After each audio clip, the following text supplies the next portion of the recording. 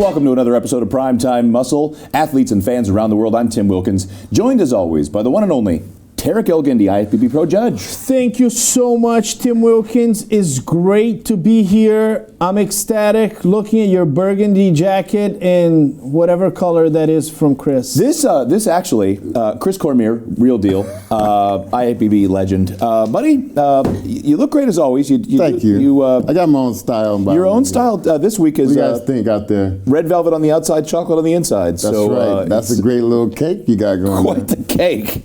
Doesn't it look like a painting in a pool hall? You know, usually I have something mean to say. I don't have anything to say at this point. I mean, you know, it looks like that's a great compliment. A 70s pimp, you know? That's a great compliment. Thank you. All right. So, down to business. So we're still talking about the Arnold. We're talking about the... this week we're covering the Bikini, which was another battle of the brunettes, wasn't it?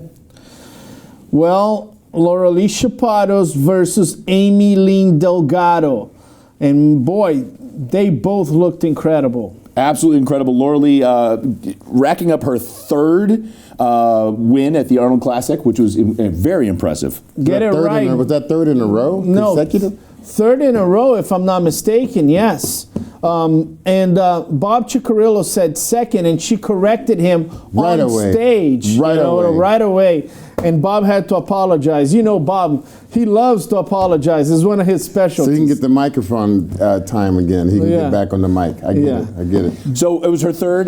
Kim Odo, I was going back and forth with him, body by O. She went in, like you always talk about, angry from the last show, because going into the Olympia last year, she had a head full of steam coming out of the Arnold to win that Olympia title. It's like Ariel Kadar. She's won the Arnold plenty of times. Loralie has won the Arnold plenty of times. But the ultimate goal is to win the Mr. Olympia. That's when you get to face the best competitors in the world, right? Jennifer Dory is not at the Arnold. Ryan Terry is not at the Arnold. Derek Lunsford is not at the Arnold, okay? Oksana Grishna is not at the Arnold. So it's the second major show, but Loralie Chapados needs to win the Olympia. She needs to win the Olympia. Otherwise, we're going to start calling her the Flex Wheeler of bodybuilding. And if you talk to Flex Wheeler, he goes, Tarek, you talk to Chris Cormier, they go, I would give all my shows to win one Olympia.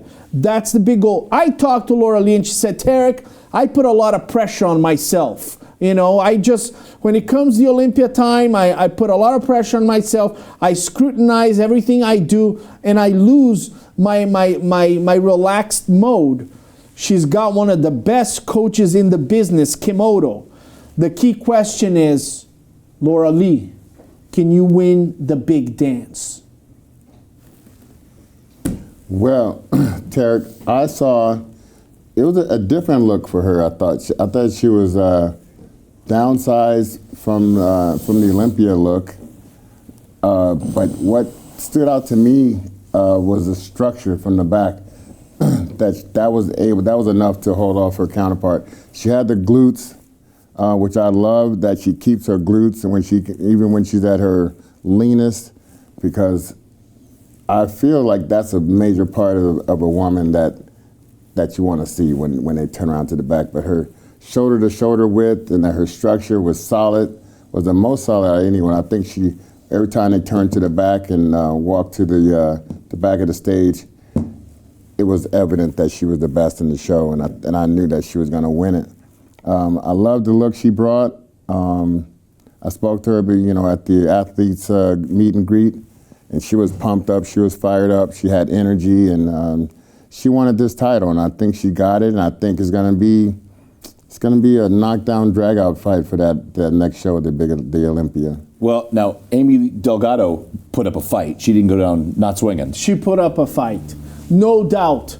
On the last call out, she looked incredible. Love the red on Amy Delgado. Keep that red, girl. You looked incredible.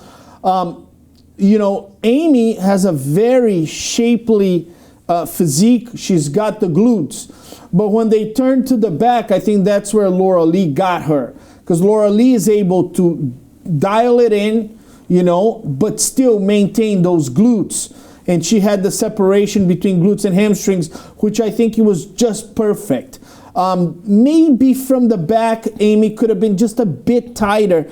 And it's such a fine line because if you squeeze them too much, they become too hard. And that's the problem with having a lot of muscle, which Amy does have. If you squeeze too hard, the muscles pop in. And if you come just a bit soft, you look a little bigger, right? You look a little bit like, oh, okay, maybe it's just a bit too much muscle. So it's a very fine line, but Amy Lynn Delgado is making her mark. That's another one, because last year she won 2 or 3 shows. She won the Pittsburgh Pro. I think she did great, winning a lot of shows. And the expectation was, okay, can this girl win the Olympia? And it didn't pan out like that. So the key question for both of them, and Amy Lynn Delgado put the pressure on Laura Lee. It wasn't like Hadi on a convincing victory. It was very close. 1-point decision, according to Tyler. And I think Amy is in a good position right now to win the Olympia. She's got to beat Jennifer Dory, Laura Lee Chapados, Ashley Kohlwasser, but she made her mark at the Arnold, and I'm confident this girl can deliver. Yeah, I saw her at the Pittsburgh show, and I thought, man, that red stood out. She had the red lipstick with that. I don't know what kind of red it is, but it's like some type of candy apple red. It jumps out at you, and that's what I noticed again. And I love the suit, love the look. A little bit more solid pose from the back, and I think it's gonna put her over the top. So guys, you look at a big show lineup like an Olympia, and you can rattle off the top 3 or 4 or 5 without really trying. And then every once in a while, like last year's fitness championship, when you had Taylor Lermont just jump out of nowhere. This one had, now maybe I'm just not as aware as I should be, Vanya Auguste. She took 3rd. She is from Tennessee. She's a French professor. And she has won. Yes, she's a French professor. She is a competitor that has won plenty of shows, and she's placed really well. But she didn't make an impact on big shows. She would get kind of lost in the mix when it came down to, Olympia and some of the big shows. This was her coming out to the world party and saying, hey, I'm not just one of those bikini girls that wins a show and gets lost. I won shows, and I'm here at the Arnold fighting with Amy Lynn Delgado, Laura Lee Chapados, and now she can put on her resume right there. I've beaten Angelica Teixeira, right? Because Angelica was 4th place and Vanya August was 3rd place. I have huge expectation from her, and I believe she can be top 10 at the Olympia or maybe even get a first call out. Chris, Tarek likes to hang us both out to dry and direct hate mail towards us. I'm going to sell him out. Angelica Teixeira is one of my favorite stories from this entire event. Coming back for her first time after just having 2 kids, looking amazing, and taking 4th at the Arnold Classic on her comeback. Go ahead, Tarek. Explain that. Go ahead. Oh, Tim. Yeah. I expect that from Chris Cormier. I'm surprised you're trying to attack me on camera against one of my fellow Brazilians. Yeah. Here's the deal, okay? I've known Angelica Teixeira. I was a judge when she won her 2nd pro show before she won any Olympias. And let me tell you, Angelica Teixeira, even though she had 2 kids, even though she had a top 4th, and a lot of people are saying this was great, I know Angelica in her soul. She doesn't prep to place 4th. She wasn't happy when she left that stage. Angelica Teixeira is a winner. She is a winner before she had kids. She's a winner after she left kids. So I don't think Angelica's happy with taking 4th place. I don't think Angelica wants people to say, hey, well, it's Angelica. She had 2 kids and, she did great placing 4th. She wants to win, and she's going to go to the Olympia and she's going to say, no, I'm not happy with this 4th place. I want to win. I want to win because let's talk about another fellow Brazilian that also had 2 kids and wins the Olympia. What is her name? Francielle Matos. Exactly, Tim Wilkins. Boom! I'll tell you the names it's not. I'm not going to say those names again. I learned that lesson. So, hey, it's a new world. You can have 2 kids and win shows, and Angelica wants to be part of that group. But here's the thing, and I'm sure this is an issue as people who train people. When you come back from that, you don't know now what your metabolism's doing, how prep is going to work for you this time, what foods, what training, what cardio, and how the mom bod is going to be different, how your hormones are different. So for her first show to take 4th at the Arnold Classic, learn how to adjust and get that back. She can maybe do a couple shows this year and fine tune it, or just say, I know what to do now, and she's automatically qualified as a former Olympia. We don't know what happens. I saw my wife giving birth and recovering. It's one of the miracles of life to see a human body basically create a new body inside of them. It's one of the most amazing things. But Angelica made an executive decision to compete. And when she goes on stage, the judges will take no consideration if you have 1, 2, 3, 4, 5 kids, because they're going to judge what they see there. And Angelica herself probably said to herself, you know what? Can I do this? Can I really go against them, against these girls right after? And she decided she did. I mean, look, she got a first call out and she's in 4th place. She's not happy with 4th place. But she gave a huge example to a lot of people. Hey, you can have 2 kids and go on stage, and she'll be forever praised for that. But I know that girl, she wants first place. Well, I've always enjoyed these stories, going back to when I was emceeing the Olympia and fitness. We had Shannon Matro, who was an amazing fitness competitor, was literally pushing her stroller with her very young baby to prejudge that day, and then went on to take, I'm quite certain she was top 5 in that show. She was always up there. I did the same myself. You had a baby and we're right back on stage? You had a baby, Chris? No, but I took my son with me to competition. He was like 2 years old, so I remember he was in the orchestra pit, and Tony Freeman was holding him. I saw him he was starting to cry, and I'm in the lineup, and I ran out of the lineup and went to the back to his baby bag, got the formula, and passed it to an expediter. Told, hey, give it to my son. And then I went back and got in the lineup. That was at the Ironman, so it was like, I had that in hand already. So. That's awesome. So 5th place, we got to round this out. Phoebe Hagen. Incredible competitor. She's got glutes, man. That girl has glutes. Woman of color? What's that? Woman of color? She is an incredible competitor. But by Showtime, aren't we all? Yeah. Thank you, Protan. Melanated. She placed out of the top 10 in 2023. She was not happy. Okay, I know these girls. I know them, okay? I judge them. I give them feedback. They come to me after the Olympic and go, Tarek, what happened? She was not happy after the 2023 Olympia because she wasn't in the top 10. In 2022, she was. And that's exactly where she belongs, in the top 10 of the Olympia every year. She came to this Arnold to respond. I'm sure she's going to come to the Olympia and say, nobody is going to take me.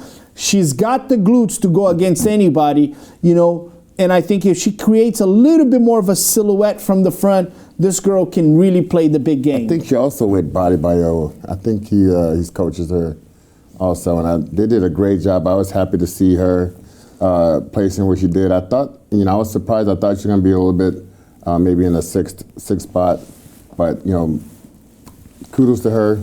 Great placing. Great placing. She can. I'd like to see her win some shows and get back to the Olympia and doing well there. Well, everybody from 2nd place on, if you're not a former Olympia, get back out there, qualify for this year's Epic 60th Olympia. And glutes was a great segue, Tarek. Speaking of glutes, when we come back on Primetime Muscle, we're going to be talking about the women's wellness division of the Arnold Classic when we come back. Thick. You diet down, train hard, and supplement smart for months. When the time comes to step on stage, don't leave your tan to chance. Go with the pros. Pro Tan. #1 worldwide since 1987 and the official sponsor of the Olympia for the last 15 years. Don't step on stage without it. Pro 10. All right, we're back on Primetime Muscle. And guys, we just did the segue to talk about women's wellness. This is a category that is growing big time across the world, especially in the States and Brazil, where all of our champions come from. Oh man, Brazil just owns this category, and I feel like, I mean, and rightfully so.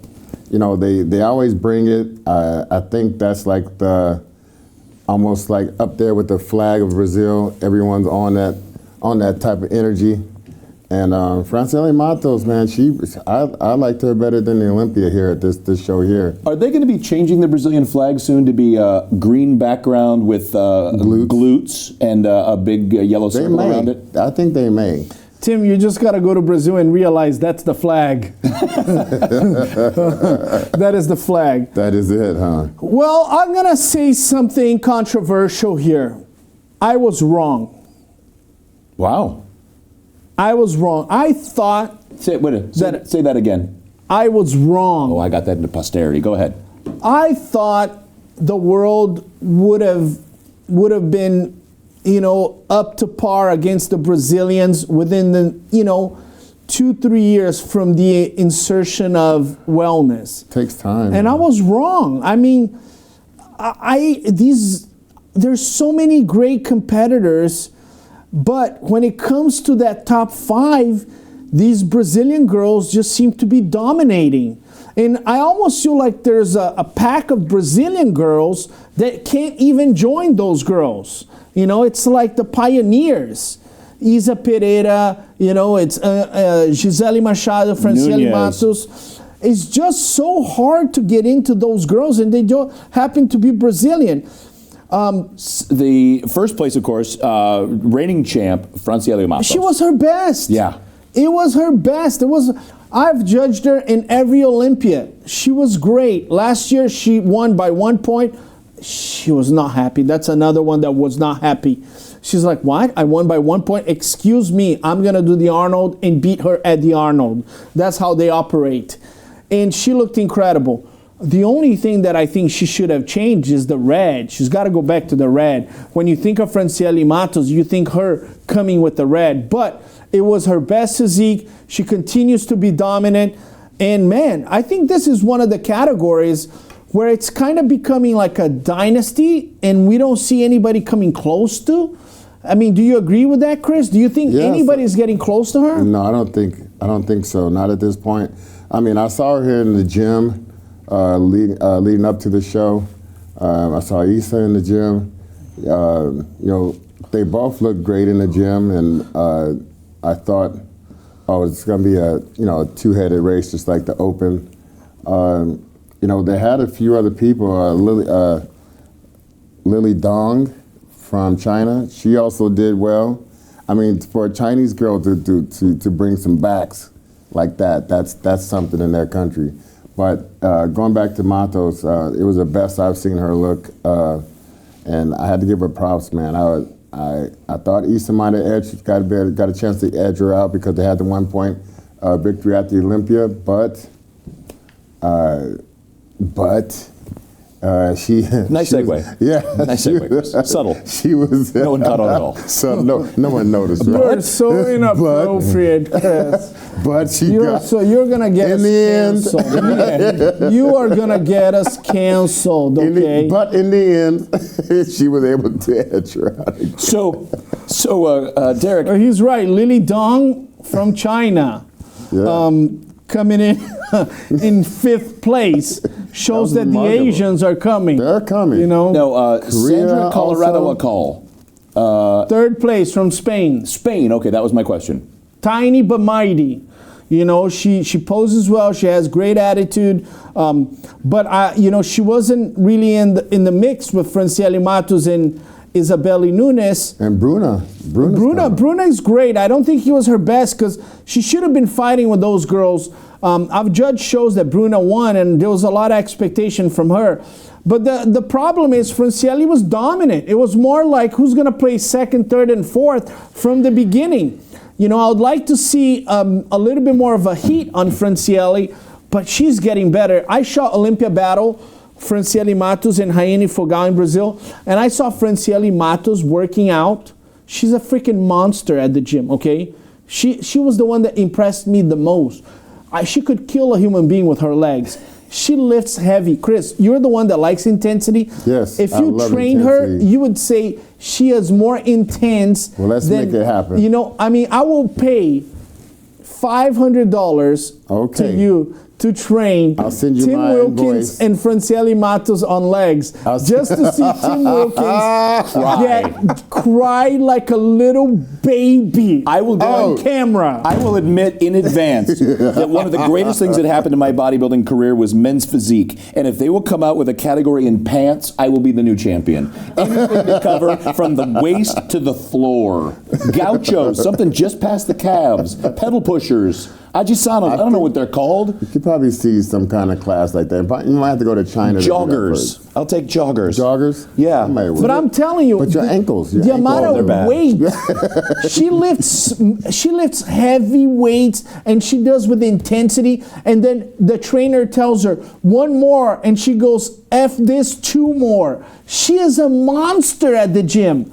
She's the one that impressed me the most. I mean, you had Samson Dauda, Derek Lunsford, C-Bum Ramon. You put her in the middle of those guys, and she dominates. I can't believe how much of a beast this woman is at the gym. You see her with the makeup, kissing her husband, playing with the kids. You have no idea. She's a freaking predator at the gym.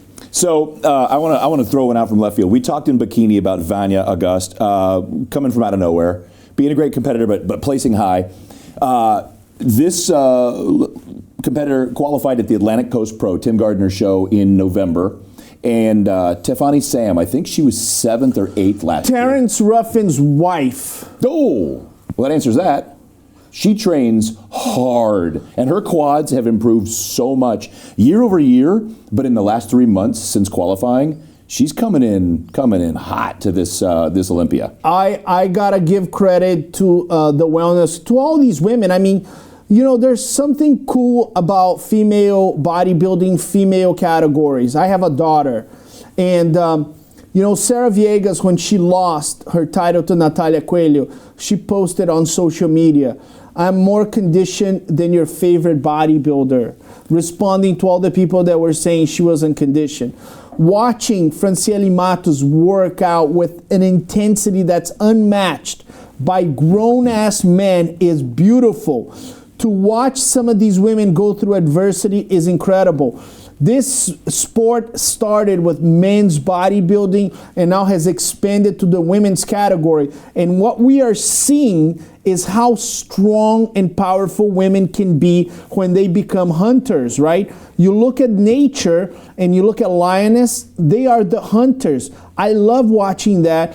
I encourage young children to go watch the strength of women on stage, because I don't want my daughter to be this little vulnerable thing, right? I want my daughter to be strong, to work out, to do martial arts, and these women inspire young children like my daughter. Well, there are other women in these categories that the different divisions that are also very inspirational that were decidedly missing from this show, and it's still a bone of contention with Sarah Villegas, Natalia Coelho. Oh, that's an issue. Oh, that's okay. an issue. That's a topic. I'm going here. Women's bodybuilding, physique, and figure all missing from the Arnold Classic, and it's something that that we have so many inspiring athletes. The Sydney Gillens, the Jessica Reyes Padilla, Lola Montez. There are a lot of athletes in figure that should be there inspiring other women. Some of them were very vocal, right? Some of them were very vocal. They want to be part of the Arnold. You know, you look at Natalia Coelho. She posted a picture with Arnold. She would love to compete at the Arnold. I'm a huge fan of the women's physique. It's one of the most exciting categories, the rivalry between Natalia Coelho and Sarah Villegas, right? I mean, the 212, Keon Pearson, Sean Clarita, He has a history in bodybuilding already. He competed in the Open. He came to the 212. He won 2 Olympias. Now he lost to Keon Pearson. Every time you have a major show like this and you don't have Sean Clarita, you're missing one of the big stars. Which is odd, right, Chris? Because Franco Columbu was a 212 by all accounts. And you would think, you know, Clarita has been a giant killer. You had so many great giant killers over the years to have that respect for that category. And Clarita, I mean, let's not mention that he doesn't even fit the criteria weight-wise on any of the scales, and he still managed to beat some open guys, some 212 guys, been the 212 champion. You know, he's a remarkable athlete, always hungry in the gym. I love his attitude about what he does for the sport of bodybuilding and the way he goes about his business. And with a new baby and all these businesses like you're supposed to, here's a guy that could have used that check. Now. He has his gym. Could have used that check from an Arnold Classic. You know, and also, I feel passionate about some of these categories being represented because the New York Pro has all categories, right? The Romania Muscle Fest has all categories. Tampa Pro, Chicago Pro. A lot of these shows have all the categories, and the Arnold Classic is a monumental event. And I would love to see all these categories come back. You know, I mean... What do you think the strategy would be on not... I mean, what would be your idea of the strategy on having the way they have it now? You know, it's hard for me, you know, it's hard for me to think that there's not a demand. I understand when promoters cut down when there's not a demand. But if you do a pro show and there's 15 pros there, whatever category you do, you're getting good ticket sales. The popularity of your show is coming up. If you do a pro show and there's only 3 people in the show, then yes, you know, this might not be the best business strategy. I don't think the Arnold struggles on getting 15 people on every category. The Arnold's so widespread with, I mean, from foosball champion. I wanted to see the world foosball champion. Is that on the expo now? Yeah, foosball. Foosball. Yeah, they have the what do you call it, the fencing? Yeah. They have but everything is special, you know, to be highlighted and represented. You know, all the different sports from the wrestling to everything. I mean, they have. Oh, they got jiu-jitsu, they got ping pong, they got all those things. PlayStation there. But Arnold was not a foosball player. No. Arnold was not a ping pong player. Not even a wrestler. He was a bodybuilder. And obviously, he's the icon of the icons. And the Open means the most to him. And right? correct. I understand the Open means the most, but I go back here to what Tim Wilkins said. His best friend was a 212 competitor. And actually, at some point, we had heavyweight champion in the Olympia and the lighter weight, and Franco Columbu was the lighter weight. In 1968, Arnold Schwarzenegger lost to Frank Zane. And Frank Zane was never over 212. And actually, in the documentary on Netflix... 180? Yeah, Arnold says, Frank Zane was the guy that helped me with the diet to get more condition. These guys were all 212, right? So I think the 212 would be also close to his heart, and I know he's passionate about it. I think everybody would love to see the 212 back. And, you know, do you foresee Sean Clarita not accepting an invitation? No, absolutely not. And Keon will be there as well. Well, guys, we got a couple more categories to cover when we come back on Primetime Muscle. Don't go away.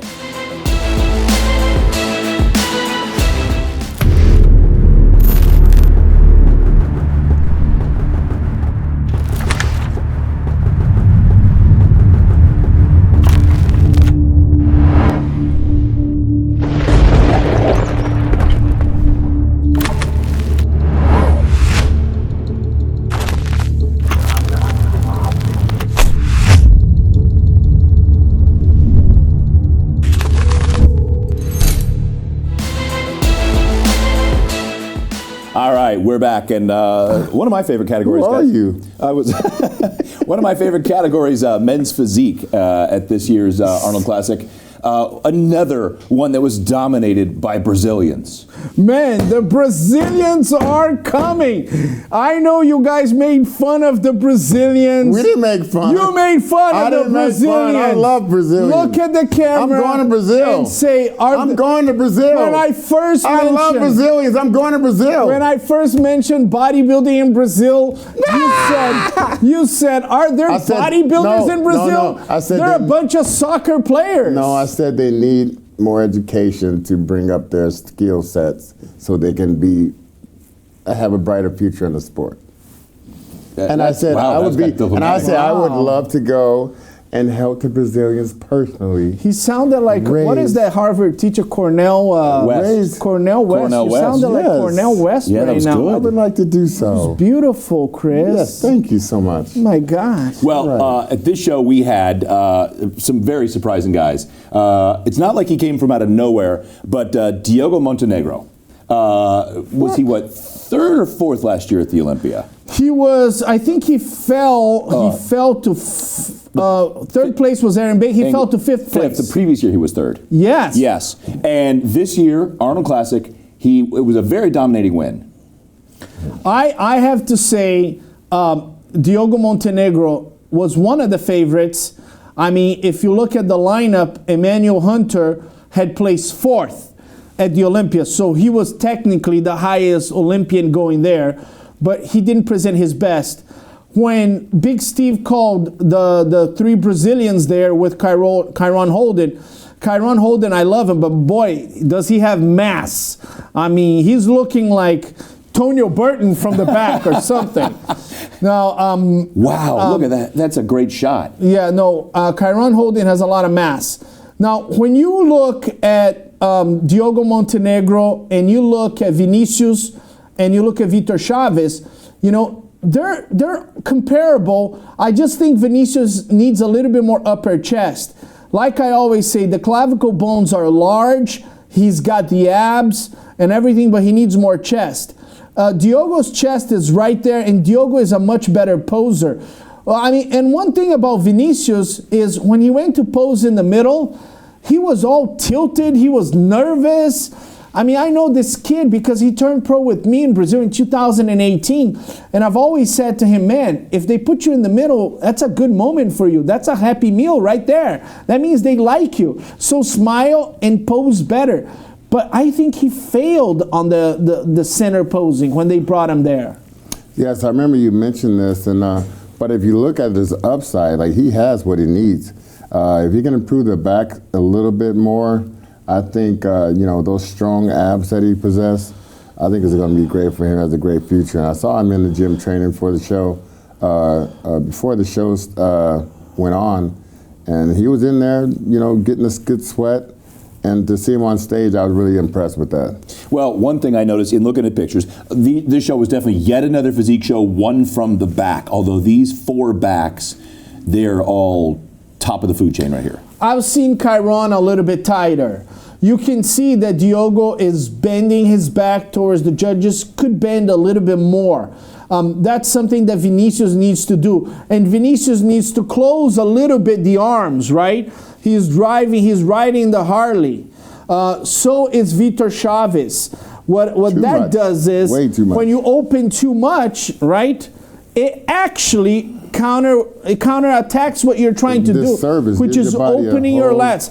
Go ahead, trainer, give the explanation. Well, when you got your arms out so wide and so high, like you think that is making you look bigger for some reason that most categories, even girls do the same thing. They think the wider they got their arms, the bigger, the more impressive they're gonna show the judges that they're on point. But that's not the time to show how far your arms can reach out to the side. I mean, if your arms are down and you can bring up your back, then that's where you're going to be. That's going to show, your physique in the best way possible. As a casual fan, when that's happening, when Big Steve yells, "Arms down, fellas, closer together." Put your arms down. Even like before some shows, when you have a chance to talk to some judges, that's one of the first things judges tell you. Am I right? Yeah, I mean, this is too much. First of all, one time I remember saying, guys, what are you guys doing? No, nobody's running Coleman here. They're like opening You're their not gonna arms win like the they're show like that. You know, you're not going to win the show. Just open your lats and keep your arms to the side. That's how you properly open your lats. So then, that's a mistake on the posing. And then Chiron, a good friend of mine, I give him a lot of props. He's done so well in this sport. I think, I don't know, I thought he was like super heavy in the pecs. And I think if you could, I would just rebalance my physique, the muscle, the flow of it. Is there any coming back from that, or have you achieved a certain look? Yeah, you just concentrate on the different muscle groups, and that's in most of the categories. Make sure you fit in the category from what they describe what they're looking for. They're getting smaller, right? The height and weight, they're getting smaller. Big Tim Wilkins has a big smile on his face. Yes, you know what I mean? And then, Dial it down. Say go back to the wellness girls. I see a lot of wellness girls going ham on the arms and the shoulders and stuff, and judges not really looking like that. If you look at the top 2 girls in the world, they don't have that going on. Their focus is in the glutes, in the legs, in the hamstrings. You could touch on the upper body girls in the wellness, but leave that stuff alone. It's not yet. Stay within your category. Chris, looking back at Chiron on that picture, and Tarek is just spot on. He's carrying a ton of mass and cranking to the side just a touch, which is a great, if we're going to say a classic pose. I can't say classic physique pose because then it becomes something else. But you got guys like Diogo and Vitor that are almost straight on, and Vinicius that are straight on. Chiron is giving them a little bit of that back shoulder. If it was coming closer to the crowd, that's going to give you more of a powerful look. It would have given him more width across the top, but does that widen his stomach, which is why a lot of the guys crank off to the side. But he don't really need to. He don't have a waist problem. No. I thought some other competitors did the same thing. When they're on the sides, they think they need to do the bookends thing.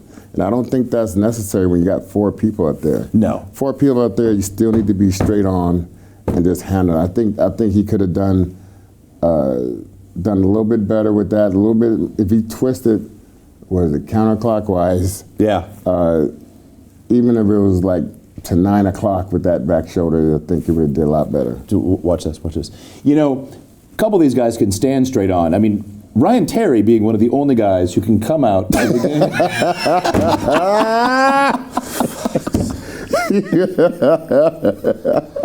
of the only guys. Honestly, and he was an audience. He was an audience. This is getting uncomfortable, man. I mean, I'm this close to contacting his wife and saying, "Listen, you got to pay attention to this man." I mean, so Tim's gonna be in camouflage outside of his house, waiting for him to come out. I mean, that's a real. And then if he ever disappears, he's got a bunker. Got him in a bunker somewhere.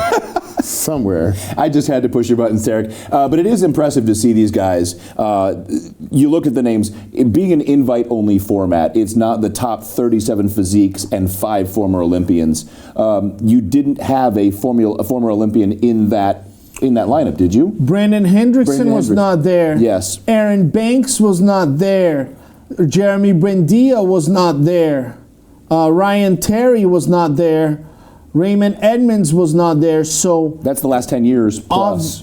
Obviously a great show for the upcoming guys to showcase their talent and tell everybody, I am one of the favorites to the Olympia, and Diogo Montenegro did that. He's one of the guys that's been consistent on the top 5, but he snatched it from Emmanuel Hunter, who must be pissed because he beat Diogo at the Olympia. So, guys, we have to cover, before we round out this show, we have to cover wheelchair because it was a bit of a surprise. You had the 3 favorites. You had Gabriele Andrulli, you had Josui, you had Harold Kelly, and those guys did not win. Nope. Yes, Hashan John, he's from India, and I want to mention 2 names here, Manish and Sharu. I've been to India 2 times. I've been to Chandigarh and I've been to New Delhi. In every single show, the emphasis on promoting bodybuilding, wheelchair bodybuilding for people with a disability is huge. And this young man wins the Arnold Classic. But more than that, he's a huge representation of the effort done by the promoters in India to bring, awareness that you can improve your body despite being in a wheelchair. So I want to mention Sharu and Manish, great job. This victory is also yours. And the young man, tiny little waist, aesthetically pleasing, displayed good conditioning. He's going to have to add some size to go against Karol Malinsky. The guy is a beast, right? Yeah. I mean, he's got tons of muscle. He's going to have to add size, but the young man really delivered a powerful performance. So Rajesh John, congratulations. But I was surprised about Harold Kelly not being close to the top. I mean, he was a disappointing fourth, and we exchanged numbers even. So I don't know. Maybe Camp Cormier? Maybe I'll be out there. He also if I can get him in Camp Cormier. We'll see you guys. He runs a trucking company. You might have to go to him. Yeah, he does. I know he's working really hard. I might have to go to Texas. I don't mind going to Texas. My family's from Texas. We are from Texarkana. All right. So, guys, another big one. Don't look at me like that. You from Palmdale, man. But my family's from Texas. Shut the Beaumont, hell Texas. up, man. Port Arthur, Texas. You're from Shout out to Palmdale, Port Arthur, man. Texas. Shout out to You're Beaumont, from Texas. Palmdale, Houston, man. Texas. Dallas, Texas. Man, you had an ex-girlfriend from My Bakersfield family. with no teeth, Stop man. it. Come on, Shut your man. damn mouth. Let's get real here. So, Damn mouth. as always, guys, it was a fun show. Thanks, Chris. Thank you, brother. Good to see you, man. Don't left hand me. I wasn't going to left you. I was wondering where that was. gave me your left That was hand. awkward. It got weird, didn't it? Yeah. Okay. Mike Tyson did that before. That's great, Chris. Yeah. Tarek? Not that. Great to see you, Sorry, Tim. Mike. I didn't see it. Great to see Chris Cormier. We're on fire. All dressed up. We're on fire. We're on fire. Fired up. Primetime Muscle. Fired up, baby. All right. Folks, Comments. Smile to the center camera. Hit that subscribe button. Like. Don't miss us. share with your friends and give us ideas for segments that we would love to feature. When we come back, we would love to see you on the next Primetime Muscle.